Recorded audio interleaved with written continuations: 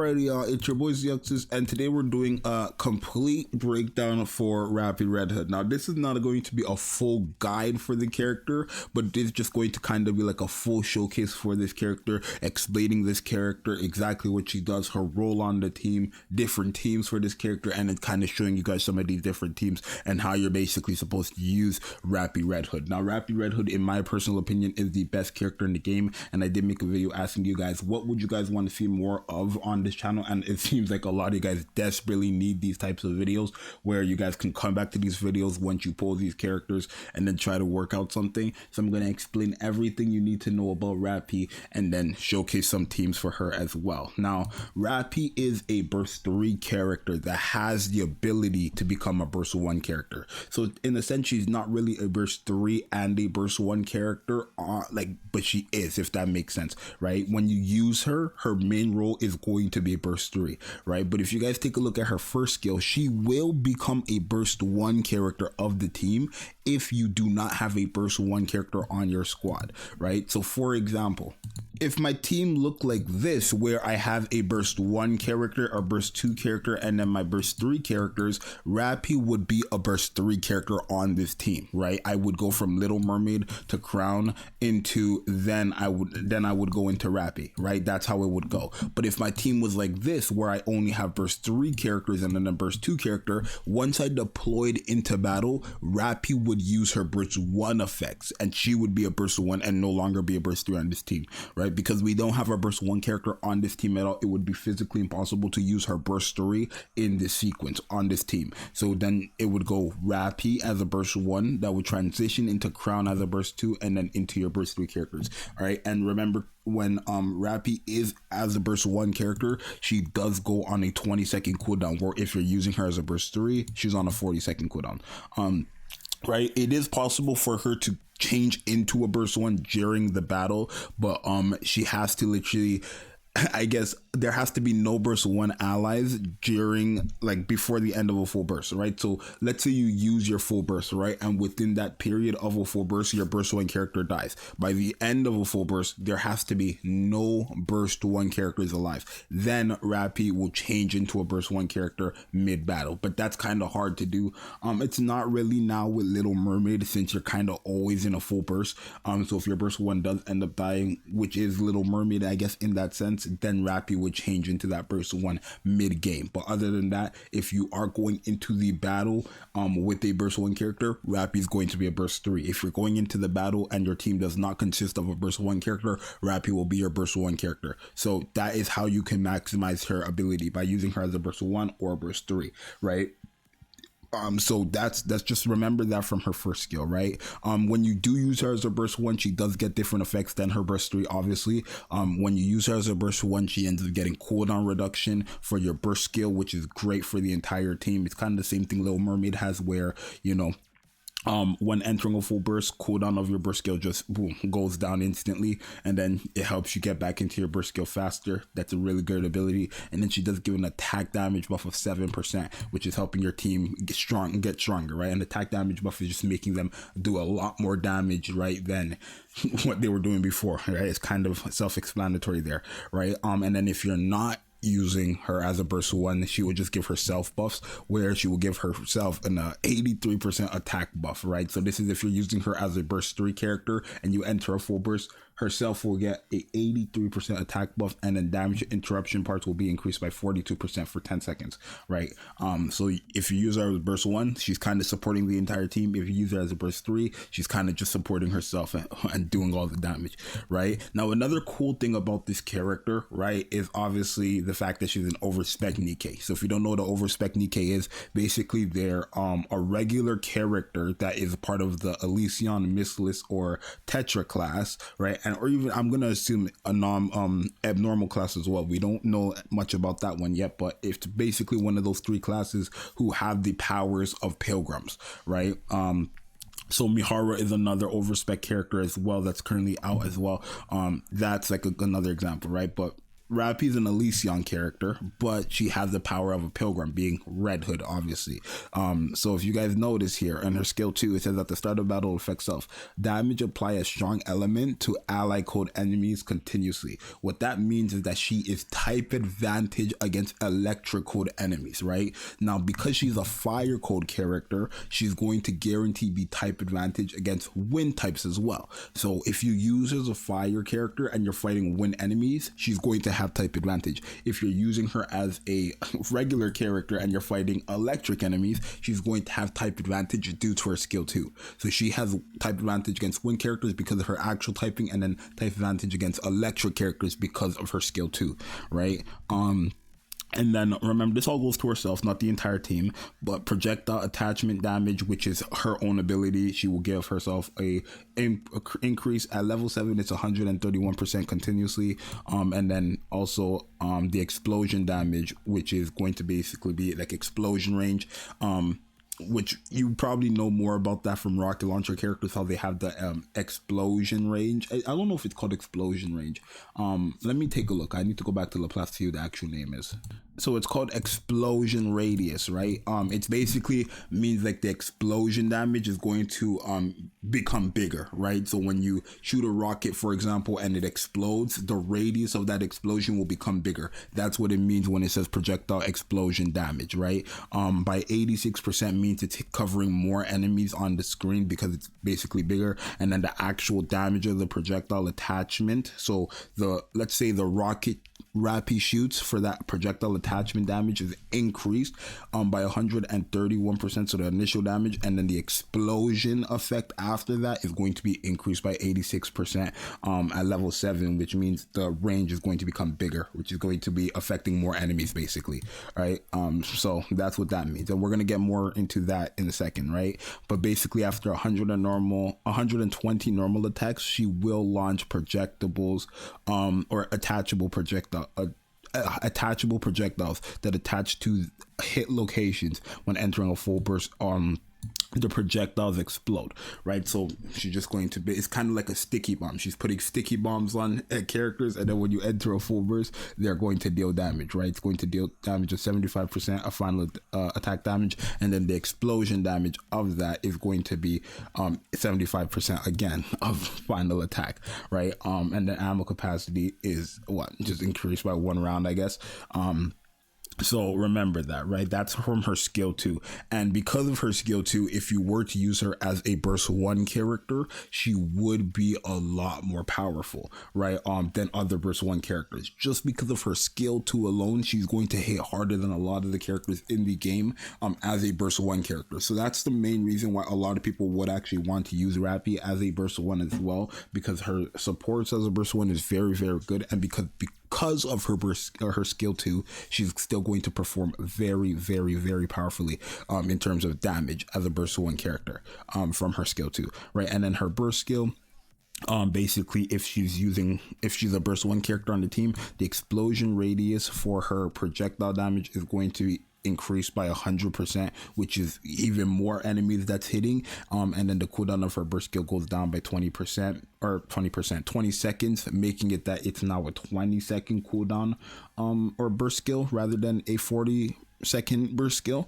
As you guys see here, 40 seconds right there means 40 seconds for a burst skill, but because she's burst 1, 20 is decreasing that by 20, making it a 20-second burst 1 or burst skill. But that's only if she's as a burst 1 character, right? And then while being a burst 1 character, she's giving all allies an attack buff of 18% of her attack for 10 seconds, right? So whatever her base attack is, she's giving 18% of her base attack to everybody on the team, right? And then if you're using her as a burst 3 character, she's dealing 2,800% of final attack as additional damage, and then giving herself still an explosion radius of 100%, which is crazy. But then she's also giving herself 421% projectile attachment damage for 10 seconds, right? And that's going to go to her skill 2. So you see where it says after 120 normal attack, she will launch a projectile attachment damage equals to 75%, yeah, and add another 421% to that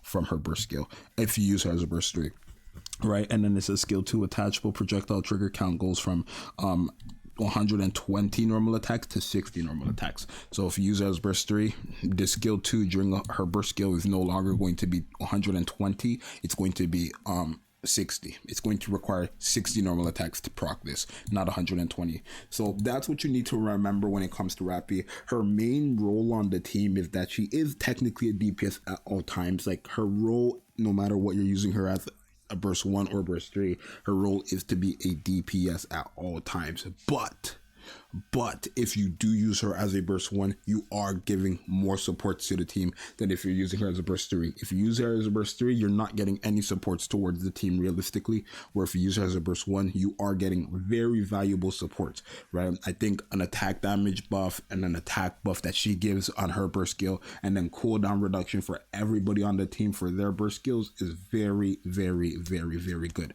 That's what I do believe as a burst 1 character for Rapi. So using her as a burst 1, never find it to be a waste just because you're losing a lot of damage if you were to use her as a burst 3, because even still, you're still doing a lot of damage as a burst 1 character, right? Now, when it comes to her overload gear, if you decide to give her overload gear or anything like that, I would say it's in your best interest to give her ammo capacity, since she is a machine gun character. Having ammo and not having to reload is going to benefit these types of characters so much. So ammo capacity is 1. Attack percent, just because no matter who you use her as, whether it's a burst 3 or burst 1, she's doing insane damage. So attack percent there, and then elemental damage. And the reason why I'm saying give her elemental damage, I think elemental damage matters the most for this character because she's the only character in the game that's type advantage against multiple codes, right? She's type advantage against obviously iron codes or electric codes, and then wind code enemies. So being type advantage against 2 different codes is very, very, very, very helpful. So elemental damage, attack percent, and ammo capacity is what you would want to get for this character, specifically on her overload gear. And then when it comes to her cube, I am again the Bayesian cube, the Bastion cube. This cube right here is very, very, very good for these types of characters that, you know, after they shoot a certain amount of bullets, they get their bullets back, or they do something from their skill. In Rapi's case, after 120 normal attacks or 60, depending if you're using her as a burst 3 and you enter her full burst or her burst skill, after a certain amount of attacks, she's doing damage, right? So with this type of cube, where after you land a certain amount of attacks, you get, what is it? Where is it? Yeah, right here. You get rounds back. It's very, very helpful in my opinion, right? If you don't want to use this cube, the resilience cube is also great. Reload speed is also going to be great for Rapi. It's always going to be great for any character in the game, reload speed for their weapons. And then the last recommendation, always the last one, wingman. It's helpful for any machine gun characters, but you can get ammo capacity from overload gear, so it's not necessary. Yeah, you don't need this cube. I would say always run either the Bayesian cube or the resilience cube. My personal preference is the Bayesian cube or the Bastion cube, whatever it's called, right? Now let's go into some teams and showcase some of her teams as well. Now this right here is one of the teams that you can use for her, which is Crown, Little Mermaid, Helm, which is the monstrous trio. That's what I like to call them. And then your 2 DPS, which in our case is going to be Rapi, and Red Hood, which is her, you know, basically her counterpart. You're supposed to use, you're not supposed to use Rapi and Red Hood together, but Red Hood entire kit, not her entire kit, but Red Hood is basically a part of Rapi, right? If you guys didn't get that from Rapi's kit, a lot of the stuff Rapi has in her kit is because of Red Hood, right? Hence why her name is Rapi Red Hood. But this is a team you can use right here as well. This is one of the teams that we're going into hard campaign. It's a team that you can really use. Anybody can use. It's the monstrous trio team. So you're going to get support from Little Mermaid, Helm, and Crown. These characters are just going to make you do insane damage. And then really the DPS are really just supposed to be doing their DPS stuff, right? Rapi, we're using Red Hood on the team because Red Hood gives insane, and I mean insane, burst generation when you use her, right? So she's just gonna delete anything in the game, and by the time the boss comes, you're probably going to see Rapi pop off, right? And that's why I really like using Rapi and, you know, Red Hood together with this type of team, because burst generation with this team is just kind of crazy. So if we look at Rapi, let's go to Rapi now. Rapi using her burst skill, you see 12 million. All the enemies on the screen are realistically going to get deleted, right? After 60 normal attacks, she's just popping off and stuff like that, and boom. just dead, right? The enemy just ends up dying, right? Now this is, I do want to kind of push in hard campaign so I can show you guys more of a high deficit. I'm very close in power with this team, but you guys can see Rapi, when Rapi uses her burst skill, as a burst 3 character, she is going to pop off, right? So I really do wish that in the future I push farther in hard campaign so I can show more of a high deficit, because even though I am lower power than this stage, I am very close to it, right? I'm like 10k power, 15k power under, which isn't really saying much, but yeah. Now with this team right here, we're more inclined to lose just because my Asuka herself isn't built, but this is going to be one of those teams where you guys see Rapi perform as a burst 1 character. As you see on my team, there's not a single burst 1 character on my team, so going into battle, Rapi is going to play as my burst 1, right? Where Asuka and Red Hood are going to be my main burst 3 DPSs.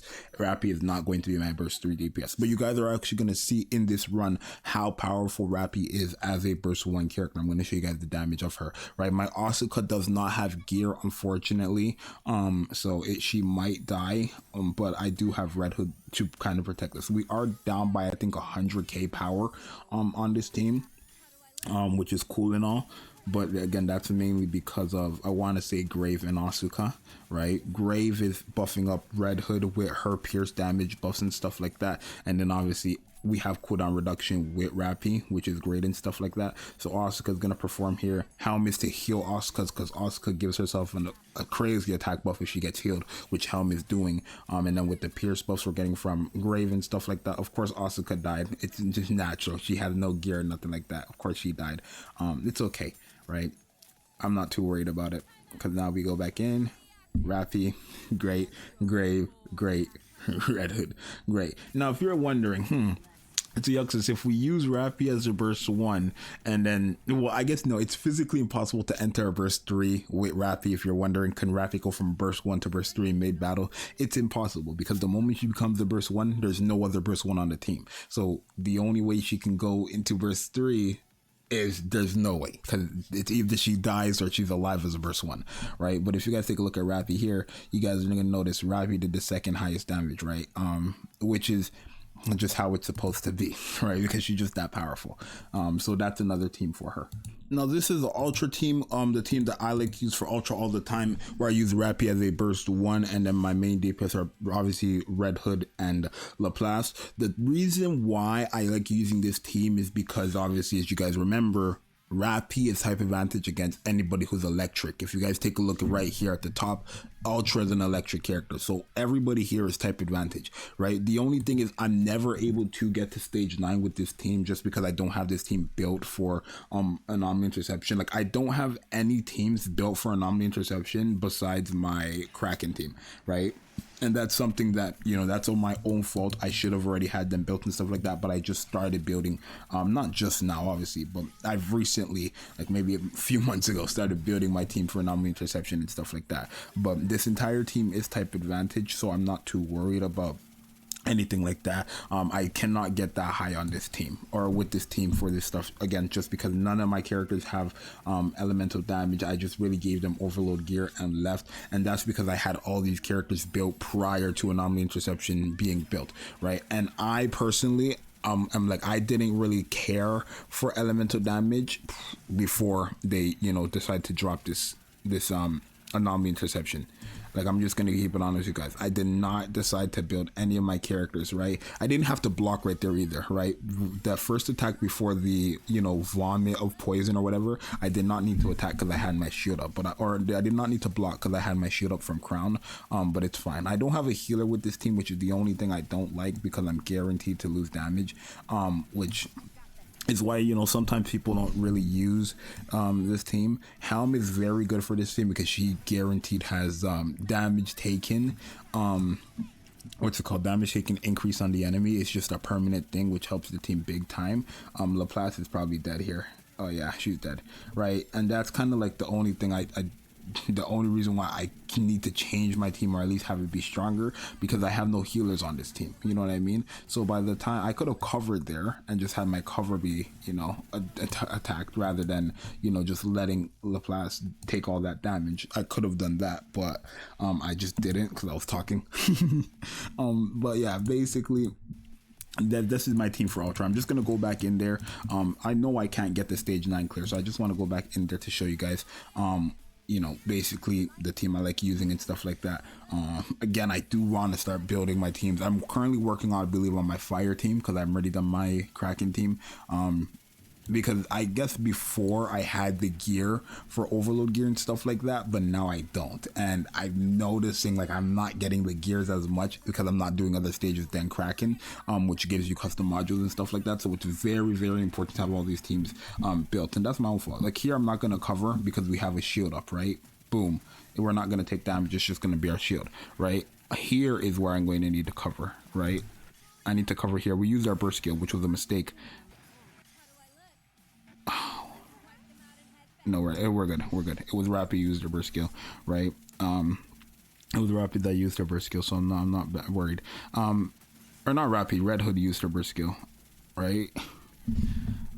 Red Hood took the damage there, and I did see that Red Hood was getting attacked there, and I did nothing about it. That was my mistake again. I literally just seen that it was going to attack Red Hood, and I did nothing about it, right? If you guys take a look over the characters, they'll always indicate who's getting attacked next.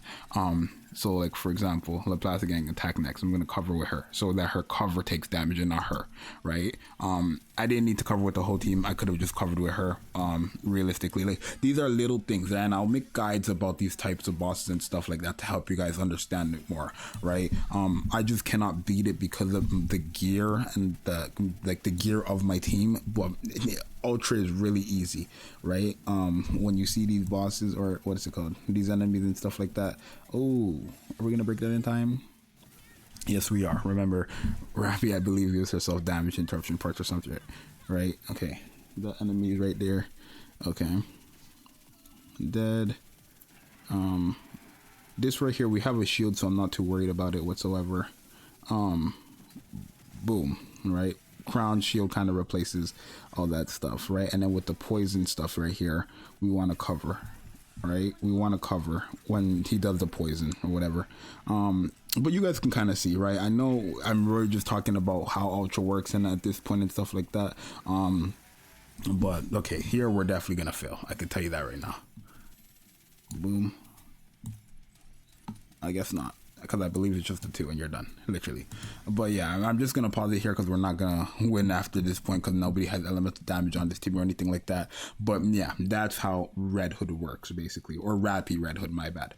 So before we end off the video, always remember that yes, if you are kind of building your team around Rapi when using Rapi, if you're going to use her as a burst 1, you got to build a team around her as a burst 1, and if you're going to use her as a burst 3, build a team around her as a burst 3, right? But when using Rapi, you are going to build your team around her, right? There's no specific characters that you need to use with this character. Realistically, any support you use will be the support you use, and then also any DPS you use with her, any buffers or whatever, whoever you use with her, you're using with her. There's nobody that you need to use with her, where like there's other characters that you kind of have to use. Like in Crown's case, for example, you need a healer to get this ability to work.